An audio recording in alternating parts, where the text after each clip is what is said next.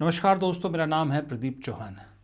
आज दिन भर में कई खबरें रही तो मुझे लगता है आज नए प्रारूप में, नए स्टाइल में दिन भर की अलग अलग खबरों का थोड़ा सा आपके सामने जिक्र किया जाए और थोड़ा सा उसका विश्लेषण किया जाए। तो शुरुआत एक दुख भरी खबर से करनी पड़ेगी। वो खबर है बस के एक्सीडेंट की। हिमाचल पथ परिवहन निगम यानी HRTC की नेरवा डिपो की एक बस दुर्घटनाग्रस्त हो गई। प्रारंभिक जानकारी के अनुसार हादसे में 4 लोगों की मौत की सूचना है और 33 यात्रियों के घायल होने की सूचना है। जानकारी के मुताबिक मंगलवार सुबह 9:30 बजे नेरवा से पांवटा साहिब HRTC की बस जा रही थी और हरिपुर कोटी मीनस मार्ग पर उत्तराखंड के कुआनू के पास जो खड्ड है, शुधोई खड्ड में गिर गई। परिचालक की ओर से पुलिस को दी गई जानकारी के अनुसार हादसे के समय बस में करीब 37 यात्री सवार थे और मुख्यमंत्री सुखविंदर सिंह सुक्खू ने भी बस दुर्घटनाग्रस्त होने पर दुख जताया है। उन्होंने फ़ोन के माध्यम से जिला प्रशासन से स्थिति की जानकारी ली और घटनास्थल के स्थानीय प्रशासन को निर्देश दिए कि प्रभावित परिवारों को हर संभव सहायता प्रदान की जाए और घायलों को तुरंत सर्वोत्तम चिकित्सा सुविधाएं उपलब्ध कराई जाए। और साथ ही मुख्यमंत्री ने ईश्वर से दिवंगत आत्माओं की शांति के लिए भी प्रार्थना की।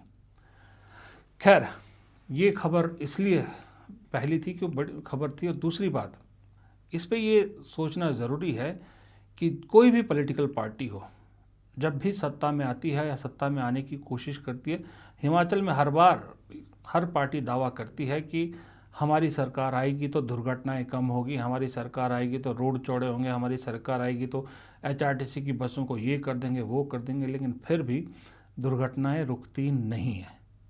ये सोचना पड़ेगा। ये एक बहुत ज़रूरी मुद्दा है जिस पर हम आप जो मतदाता हैं हमें सोचना चाहिए।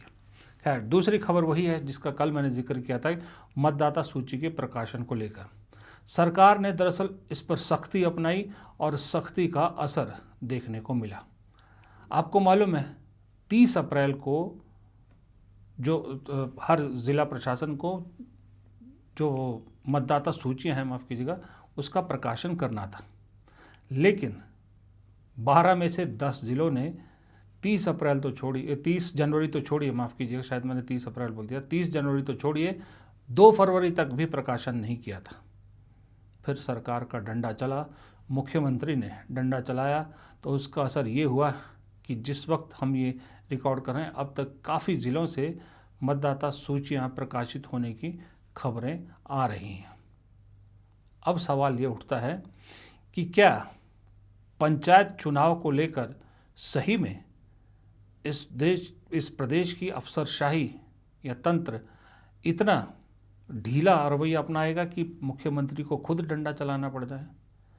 हम एक ऐसे देश में रहते हैं जिसमें लोकतांत्रिक व्यवस्था है और लोकतंत्र का सबसे बड़ा जो रीढ़ की हड्डी जिसको आप कह सकते हैं वो है हमारा चुनावी सिस्टम, और चुनावी सिस्टम की रीढ़ की हड्डी है हमारा पंचायती चुनाव सिस्टम।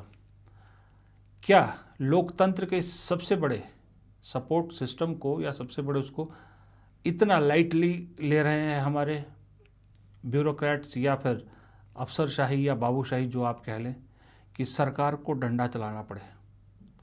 अब ये इतना इम्पोर्टेंट काम भी अगर सरकार को डंडा चला के करवाना पड़ जाए तो आप सोचिए फिर और कितने ही काम ऐसे होते होंगे जो आम लोगों तक पहुंचना ज़रूरी होता है लेकिन नहीं पहुंचते होंगे, और ना सरकार के कानों तक ये खबर पहुंचती होगी। और सरकार के अगर कानों तक पहुंचती भी होगी तो वो कहाँ कहाँ डंडा चलाएगी, कितना डंडा चलाएगी। सवाल मेरा यही है कि इस सब के लिए जवाबदेही किसकी है? क्या अफसरशाही की, क्या बाबूशाही की, क्या सरकार की, क्या उन चुने हुए विधायकों की, या फिर हम जनता की जो हम विधायकों को चुनकर भेजते हैं? सोचिएगा ज़रूर। अब एक पॉजिटिव खबर और देता हूं आपको। सरकार का कहना है कि अब लोकमित्र केंद्रों पर भी हिम बस कार्ड बनेगा और 7 फरवरी तक इसकी डेट बढ़ाई गई है क्योंकि बस अड्डों पर बहुत ज़्यादा भीड़ बढ़ रही थी। अब राज्य सरकार ने लोकमित्र केंद्रों में भी हिम बस कार्ड बनाने का फैसला इसलिए लिया है कि प्रति कार्ड 25 रुपये शुल्क भी तय किया है, और सूचना प्रौद्योगिकी विभाग ने 19 अगस्त 2023 की अधिसूचना को संशोधित करते हुए लोकमित्र केंद्रों में HRTC की हिम बस कार्ड सेवा को भी शामिल कर लिया है। चलिए, अच्छी बात है, कम से कम बस अड्डों पर भीड़ कम होगी, लोगों को आसानी होगी। खास करके बुज़ुर्ग लोग बस अड्डों तक पहुंचना थोड़ा सा मुश्किल हो जाता है, जिनके घर दूर है। आपको लोकमित्र केंद्र नज़दीक मिल जाएगा, आप अपने लोकमित्र केंद्र पर जाइए और अपना ये पास बनवा लीजिए। 7 फरवरी भी कोई ज़्यादा दूर नहीं है, अभी वक्त है, लेकिन 2-4 दिन का जाके बनवा लीजिए और आराम कीजिए। अब एक खबर ऐसी है जिसको पढ़ के हैरानी भी हो सकती है और हंसी भी आ सकती है, और आप ये भी कह सकते हो कि क्या नई बात है। हैरानी मुझे इस बात के लिए हुई कि आज के ज़माने में भी ये सब हो रहा है, जबकि आज फटाक दे के इन्फॉर्मेशन हर जगह से दूसरी जगह पहुंच जाती, फिर भी कोई इतनी ढिलाई कैसे बरत सकता है। दरअसल ये खबर शिमला से है, जहां सुबह बड़े वाहन चल गए सड़क पे और शाम को धंस गई। जी हाँ, ये खबर है शिमला के संजौली ढली बाईपास की, जो पूरी तरह से बंद है। सड़क के किनारे ज़मीन धंसने के बाद इसे सभी तरह के वाहनों के लिए बंद कर दिया गया है। यहाँ सड़क किनारे एक ड्रिलिंग मशीन खड़ी थी। भूस्खलन की आशंका को देखते हुए भारी वाहनों को आवाजाही के लिए बंद कर दिया गया। ये संजौली ढली बाईपास की कहानी है। सड़क पर छोटे वाहनों के लिए भी बंद हो गया। सोमवार शाम इस सड़क के किनारे ज़मीन धंसने के बाद इसे पूरी तरह से बंद कर दिया गया है। सुबह वाहन चल जाते हैं और शाम को सड़क धंस जाती है। अभी मॉनसून का सीज़न नहीं है, और इसके धंसने का कारण पता आपको क्या दिया? ज़मीन धंसने का कारण दिया जा रहा है कि यहाँ एक बड़ा खड्डा हो गया, मशीन भी खड्डे में घिस गई। सूचना मिलते ही ADM law and order Pankaj Sharma की अगुवाई में जिला प्रशासन की टीम मौके पर पहुंची और धंसाव को खतरे को देखते हुए बाईपास सड़क पर यातायात बंद करा दिया। हालांकि सड़क धंसाव के पीछे बड़ी लापरवाही सामने आई है। अब वो लापरवाही क्या है वो अब जांच में पता लगेगा, लेकिन मैं सोचता हूँ कि आज के वक्त में भी जब हर कोई इन्वेस्टिगेटिव जर्नलिस्ट बना है, जिसके हाथ में फ़ोन है, तुरंत सूचना इधर से उधर करता, तब भी कोई इतनी ढिलाई या इतनी सुस्ती कैसे कर सकता है कि सुबह सड़क खुलती है और थोड़ी देर में धंस जाती है। शुक्र है कि किसी का जान माल का नुकसान नहीं हुआ। अब आपको मालूम है एक पवित्र दिन आने वाला है, त्यौहार आने वाला है शिवरात्रि का, और मंडी वालों को तो शिवरात्रि का सबसे ज़्यादा इंतज़ार रहता है। तो उनके लिए खबर है कि 18 साल बाद देव कमरूनाग पुजारी के साथ पहुंचेंगे छोटी काशी यानी मंडी। मंडी ज़िले में मनाए जाने वाले प्रसिद्ध शिवरात्रि मेले में इस साल ये मेला 500 साल पूरे कर रहा है। ये अपने आप में एक बहुत बड़ी खबर है कि 500 साल से एक मेला लगातार चल रहा है। लेकिन इस बार खास बात यह है कि 18 साल बाद कमरूनाग गुर नहीं बल्कि पुजारी संघ इस मेले में पहुंचेंगे। उनके गुर नहीं आएंगे, खुद कमरूनाग बड़ा देव खुद पहुंचेंगे, जिसे देखने के लिए मंडीवासी और दूर दूर से श्रद्धालु बड़ी उत्सुकता से इंतज़ार कर रहे हैं। मुझे याद है कि मैं एक बड़े चैनल में काम करता था, काफ़ी साल पहले की बात है, जब चंबा शहर को 1000 साल पूरे हुए थे। सरकार ने वो 1000 साल का सेलिब्रेशन किया था, तो बहुत प्राउड महसूस हुआ था मुझे कि हमारे प्रदेश में भी मैं दिल्ली से आया था उस वक्त उसको कवर करने के लिए, कि एक ऐसा शहर है, ऐतिहासिक शहर है, 1000 साल हो गया। कोई सोच नहीं सकता कि पहाड़ी प्रदेश में भी कोई ऐसा शहर है। उसी तरह से ये मेला 500 साल पूरे कर रहा है। 500 साल पूरे करने वाले मेले मेरे ख्याल से बचे कुचे ही बचे होंगे। अगर आप ढूंढने जाओगे तो शायद ही कुछ मिलेंगे। तो ये भी एक बड़ी कामयाबी है हमारे प्रदेश की, और मुझे लगता है राज्य सरकार को इसे बड़े टूरिज़्म इवेंट के तौर पर, बड़े टूरिज़्म के मौके के तौर पर भुनाना चाहिए, ताकि इस देश को, विदेश को, पूरे अंतर्राष्ट्रीय स्तर पर पता लगे कि मंडी का जो शिवरात्रि मेला है वो क्यों इतना महत्वपूर्ण है। अब एक खबर उससे जुड़ी है जो शायद हमारे और आपके घरों में जो युवा बैठे हैं उनसे कंसर्न हो। आपको मालूम है भारत सरकार ने अमेरिका के साथ एक ट्रेड डील की है।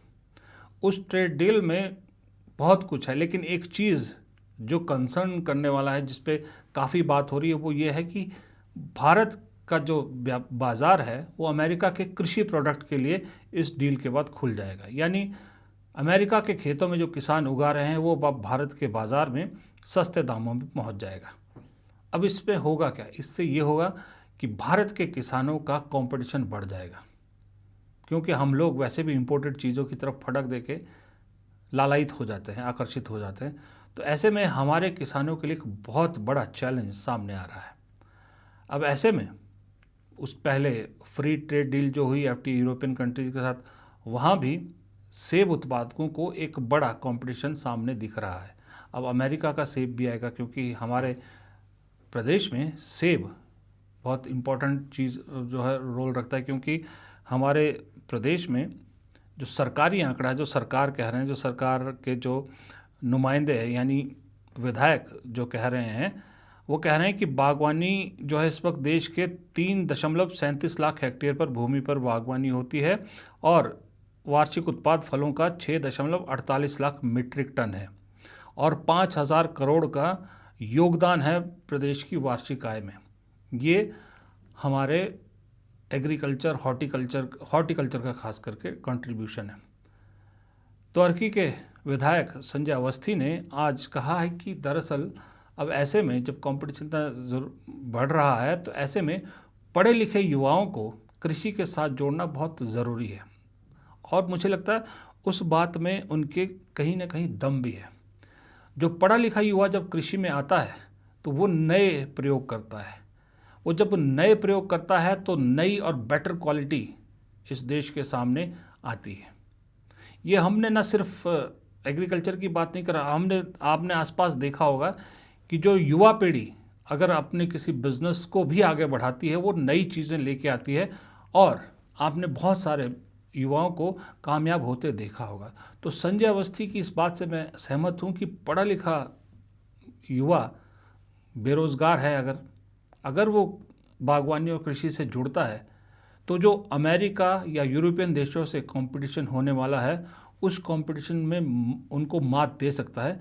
ज़रूरी है कि वो पढ़ा लिखा नई टेक्नोलॉजी के साथ अपने पुराने सिस्टम को जोड़े और उनसे बेहतर क्वालिटी पैदा करे। इसलिए संजय अवस्थी की इस बात से मैं सहमत हूँ। हालांकि संजय अवस्थी आज हिमाचल प्रदेश के बागवानी विभाग के एक फंक्शन में ये चीज़ बोल रहे थे, लेकिन खैर जो भी उन्होंने बात की उसमें दम तो है। अब सर्दियों का मौका है, पुराने दूरदर्शन स्टाइल में जाते जाते आपको मौसम के बारे में भी थोड़ा बता दूं। अटल टनल के पास 3 जगह हिमस्खलन हुआ है। प्रदेश में मौसम साफ रहने की उम्मीद है इस दिन से। कुल्लू और लाहौल स्पीति में 2900 मीटर से अधिक ऊंचे इलाकों में हिमखंड की चेतावनी के बीच मंगलवार को अटल टनल के नॉर्थ पोर्टल के समीप 3 अलग अलग स्थानों पर हिमस्खलन हुआ। इससे मनाली केलांग सड़क मार्ग करीब 1 घंटे तक अवरुद्ध रहा। इस दौरान मार्ग पर कई टैक्सियां भी धंस गई, इससे यात्रियों और वाहन चालकों को भारी परेशानी का सामना करना पड़ा। खैर, लेकिन आने वाले दिनों में भी मौसम विभाग के अनुसार कई जगहों पर भारी बारिश और बर्फबारी का पूर्वानुमान है। मौसम विभाग शिमला के अनुसार 3 और 9 फरवरी को राज्य में कुछ जगहों पर हल्की सी बारिश और बर्फबारी होने की संभावना है। 6 और 8 फरवरी को ऊंची पहाड़ियों पर 1-2 स्थानों पर हल्की बारिश बर्फबारी हो सकती है। 4, 5 और 7 फरवरी को पूरे प्रदेश में मौसम शुष्क रहने की संभावना है और आज राज्य के अधिकतर जिलों में 30 से 40 किलोमीटर प्रति घंटा की रफ्तार से अंधड़ चलने का येलो अलर्ट भी जारी हुआ था। फिलहाल इस बुलेटिन कम विश्लेषण को यहीं खत्म करते हैं। कल फिर आपसे मुलाकात होती है। नमस्कार।